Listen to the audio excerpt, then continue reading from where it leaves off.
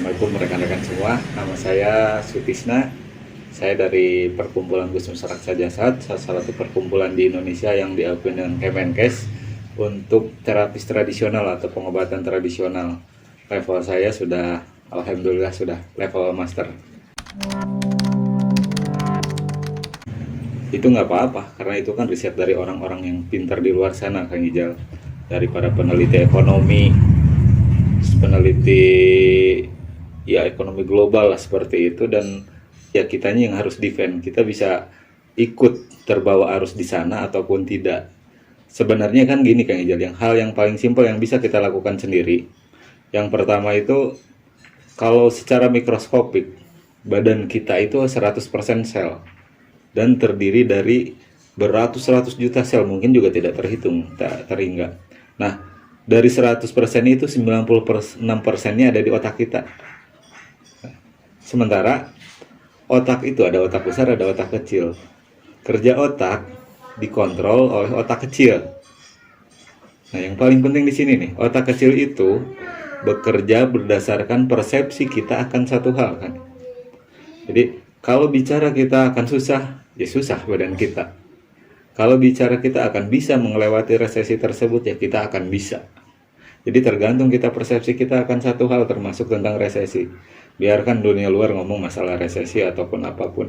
Yang penting diri kita siap nggak untuk menghadapi itu.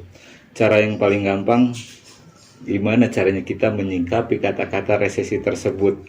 Kayak gitu. Kalau kita bilang bisa saya melewati itu, akan bisa. Semuanya tergantung kerja otak kita sendiri. Seperti itu. Nah, berkaitan dengan hal-hal yang lain. Resesi itu berhubungan dengan finansial ya, utamanya mata ekonomi. Finansial itu kalau di tubuh kita berhubungan dengan kerja lambung. Ada lambung atas, ada lambung tengah, ada lambung bawah. Lambung atas itu berhubungan dengan kebutuhan primer, tengah itu sekunder, dan bawah tersier.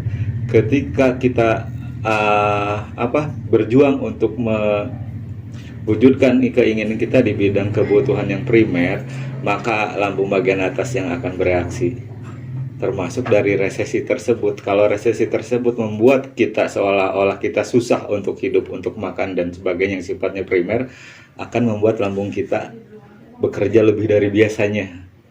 Seperti itu. Kalau sekunder, lambung bagian tengah. Kalau tersier, lambung bagian bawah. Jadi lambung juga berkaitan nantinya dengan resesi. Kalau resesi tersebut membuat kita berpikir itu susah dan membuat kita susah mewujudkan kebutuhan kita di primer, sekunder, atau tersier, lambung kita yang akan bermasalah. Nah, berhubungan kita gini, resesi juga kalau misalkan membuat tabungan kita terkuras. Gitu. Misalkan gini, di badan kita itu ada yang namanya limpa. Limpa itu tabungan darah. Jadi kalau misalkan darah kita ada yang kegores, ada keluar, kenapa seakan-akan normal kembali? Karena di dalam tubuh kita itu ada tabungan darah yang adanya di posisinya di limpa. Nah, ketika resesi tersebut membuat tabungan kita terkuras, itu otomatis akan mempengaruhi kerja limpa kita juga. Walaupun itu tabungan uang, ini tabungan darah. Tapi secara budaya, limpa itu ya tabungan uang. Tapi secara pasti alam, limpa adalah tabungan darah.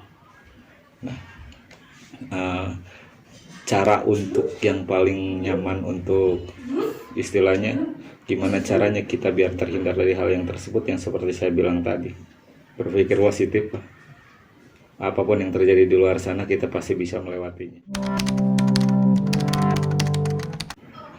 Penyebabnya itu cuma ada 4: makan, minum, tidur, pikir. Itu sakit itu hanya karena itu. Kalau misalkan sakit itu karena virus apa, karena seperti apa, itu mah ranahnya medis lah gitu ya, ranahnya modern.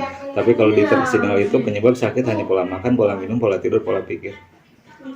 Oke, jadi kayak semacam gini, pola tidur akan mempengaruhi tulang belakang. Pola tidur yang kurang baik akan mempengaruhi tulang belakang, otomatis produksi kalsium akan berkurang. Dengkul sering sakit, mata nggak nyaman, persendian, ngilu, itu bisa jadi seperti itu. Atau yang masalah ke reproduksi, proses terjadinya sperma atau sel telur itu nggak kuat, nggak bagus, itu ngaruh. Kalau dari pola makan ya jelas dia ke lambung akan bermasalah. Kalau dari pola minum ke usus kecil, ke paru-paru, ke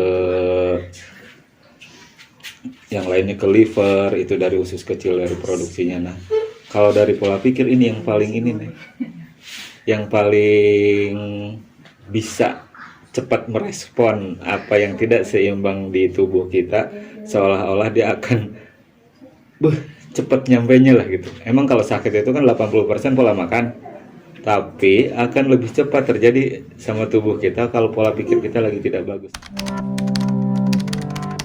Ini ada di tiga titik nah, di titik nah, di titik wa, sama di titik da.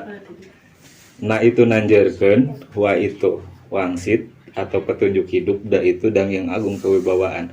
Jadi ketika kita pengen terhindar dari hal tersebut, ada 3 hal yang harus kita lakukan. Mendirikan, wa itu wangsit itu petunjuk hidup, da itu dang yang agung kewibawaan. Mendirikan kewibawaan berdasarkan petunjuk hidup yang sudah kita bikin sendiri.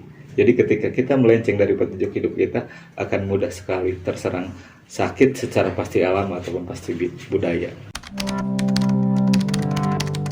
Ada WhatsApp di 0821 2430 8897. Nanti bisa dicek di deskripsi, ada WhatsApp, ada sosial media juga, Facebook, Instagram juga ada. Seperti itu. Barangkali buat teman-teman ada yang mau belajar, pengen belajar seperti ini juga, saya siap untuk membantu. Nah, dirimu, pikiranmu, udah itu aja. Apa yang akan terjadi pada dirimu, ada hal yang kamu pikirkan. Kalau mikirnya jelek ya jelek, kalau mikirnya bagus ya bagus. Waalaikumsalam warahmatullahi wabarakatuh.